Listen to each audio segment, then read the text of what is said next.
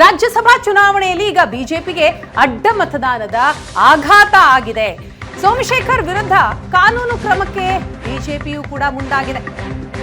ರಾಜ್ಯಸಭಾ ಚುನಾವಣೆಯಲ್ಲಿ ಬಿಜೆಪಿಗೆ ಅಡ್ಡ ಮತದಾನದ ಆಘಾತ ಒಂದು ರೀತಿ ಮುಜುಗರ ಆಗಿದೆ. ದೊಡ್ಡ ಮುಜುಗರ ಇದು ಬಿಜೆಪಿ ಪಕ್ಷಕ್ಕೆ. ನಿರೀಕ್ಷಿತ ಆಗಿತ್ತು. ಎಸ್ ಟಿ ಸೋಮಶೇಖರ್ ಅವರು ಕಾಂಗ್ರೆಸ್ ಕಡೆಗೆ ಹೆಚ್ಚು ಒಲವನ್ನ ತೋರಿಸ್ತಾ ಇದ್ರು. ಸೊ ಹಾಗಾಗಿ ಕಾಂಗ್ರೆಸ್ ಪರವಾಗಿಯೇ ಮತ ಹಾಕ್ತಾರೆ ಅನ್ನುವಂಥದ್ದು ನಿರೀಕ್ಷಿತ. ಸೊ ಈಗ ಅಡ್ಡ ಮತದಾನ ಮಾಡಿರೋದು ಬಿಜೆಪಿಗೆ ಮುಜುಗರವನ್ನ ಉಂಟು ಮಾಡಿದೆ. ಹಾಗಾದ್ರೆ ಕಾನೂನು ಕ್ರಮಕ್ಕೆ ಮುಂದಾಗುತ್ತಾ ಬಿಜೆಪಿ? ಪಕ್ಷಾಂತರ ನಿಷೇಧ ಕಾಯ್ದೆ ಅಡಿ ಕ್ರಮಕ್ಕೆ ಈಗ ಬಿಜೆಪಿ ನಿರ್ಧಾರವನ್ನ ಮಾಡಿದೆಯಂತೆ. ಸೋಮಶೇಖರ್ ವಿರುದ್ಧ ಕ್ರಮಕ್ಕೆ ಆರ್ ಅಶೋಕ್ ಅವರು ತಿಳಿಸಿದ್ದಾರೆ. ಸೋಮಶೇಖರ್ ವಿರುದ್ಧ ಕಾನೂನಾತ್ಮಕ ಕ್ರಮ ಕೈಗೊಳ್ಳಲಾಗುತ್ತೆ. ಬಿಜೆಪಿ ಮುಖಂಡ ವಕೀಲರ ಸಂಘದ ಅಧ್ಯಕ್ಷ ವಿವೇಕ್ ರೆಡ್ಡಿ ಅವರು ಸ್ಪಷ್ಟನೆಯನ್ನ ಕೊಟ್ಟಿದ್ದಾರೆ. ಸಂವಿಧಾನಾತ್ಮಕವಾಗಿ ಬಹಳ ದೊಡ್ಡ ಅಪರಾಧ. ಡಿಫೆಕ್ಷನ್ ಕಾಯ್ದೆನಲ್ಲಿ ಯಾರೇ ಆಗಲಿ ಒಂದು ಪಕ್ಷದಿಂದ ಚುನಾಯಿತರಾಗಿ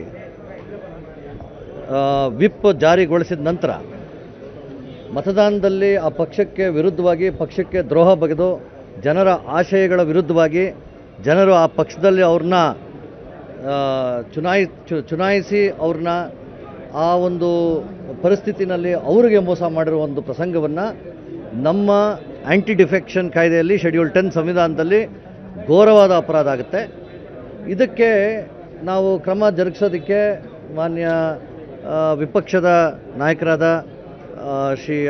ಮಾನ್ಯ ಅಶೋಕ್ ಅವರು ಚರ್ಚೆ ಮಾಡಿದ್ದಾರೆ. ಇದಕ್ಕೆ ಕೂಡಲೇ ಕ್ರಮ ಜರುಗಿಸಬೇಕು ಅಂತ ನಾವೆಲ್ಲರೂ ಕಾನೂನಾತ್ಮಕವಾಗಿ ಚಿಂತನೆ ಮಾಡ್ತಾ ಇದ್ದಾರೆ. ನನಗೂ ಸಹ ಕರೆದು ಇದನ್ನು ಮುಂದೆ ಕ್ರಮ ಜರುಗಿಸುವಂತ ಹೇಳಿದ್ದಾರೆ. ಆದ್ದರಿಂದ ಖಂಡಿತವಾಗೂ ಅಮಾನತ್ತಾಗುತ್ತೆ. ವಿಪ್ನ ಜಾರಿಗೊಳಿಸಿದ್ದಾರೆ. ವಿಪ್ ಜಾರಿಗೊಳಿಸಿದ ನಂತರ ಯಾವ ಪ್ರತಿನಿಧಿ ಸಹ, ಜನಪ್ರತಿನಿಧಿ ಸಹ ಅದರ ವಿರುದ್ಧವಾಗಿ ವೋಟ್ ಹಾಕಲಿಕ್ಕೆ, ಅಡ್ಡ ಮತದಾನ ಹಾಕಲಿಕ್ಕೆ ಅವಕಾಶವೇ ಇಲ್ಲ ಅಂಥ ಪರಿಸ್ಥಿತಿನಲ್ಲಿ ಮಾಡಿದ್ದಾರೆ. ನಿಷ್ಪಕ್ಷಪಾತವಾಗಿ ಮಾಡದೇ ಇತ್ತು ಅಥವಾ ವಿಳಂಬ ಮಾಡಿದ್ರೆ ಹೈಕೋರ್ಟ್ಗೆ, ಸುಪ್ರೀಂ ಕೋರ್ಟ್ಗೆ ಹೋಗಿ ನಾವು ಡೈರೆಕ್ಷನ್ ಕೊಡಿಸ್ತೀವಿ, ಕೂಡಲೇ ಇದನ್ನು ತೀರ್ಮಾನ ಮಾಡಿ ಅಂತ. 1 ತಿಂಗಳಿನಲ್ಲಿ 2 ತಿಂಗಳಿನಲ್ಲಿ ತೀರ್ಮಾನ ಮಾಡಿ ಅಂತ ಖಂಡಿತವಾಗೂ ಅವಕಾಶ ಇದೆ. ಸ್ಪೀಕರ್ ಏನಾಗಿದೆ, 2 ವಿಷಯ ಇದೆ ಇಲ್ಲಿ. ಸ್ಪೀಕರ್ ಕೋರ್ಟ್ ಆಗಿ ಇಲ್ಲಿ ಕೂತ್ಕೊತಾರೆ. ಸ್ಪೀಕರ್ ಆಗಿ ಅಧಿವೇಶನದಲ್ಲಿ ಕೂತ್ಕೊಳಲ್ಲ. ಅಧಿವೇಶನದ ಚರ್ಚೆಗಳ ಬಗ್ಗೆ ಹೈಕೋರ್ಟ್ ಹಾಗೂ ಸುಪ್ರೀಂ ಕೋರ್ಟ್ ಡೈರೆಕ್ಷನ್ ಕೊಡ್ಲಿಕ್ಕಾಗಲ್ಲ. ಇದು ವಕೀಲ ವಿವೇಕ್ ರೆಡ್ಡಿ ಅವರ ಮಾತು. ಅಡ್ಡ ಮತದಾನ ಮಾಡಿರೋದ್ರಿಂದಾಗಿ ಕಾನೂನಿನ ಪ್ರಕಾರ ಕ್ರಮವನ್ನ ಕೈಗೊಳ್ಳಲಾಗುತ್ತೆ ಅನ್ನುವಂಥ ಮಾತನ್ನ ಹೇಳ್ತಿದ್ದಾರೆ.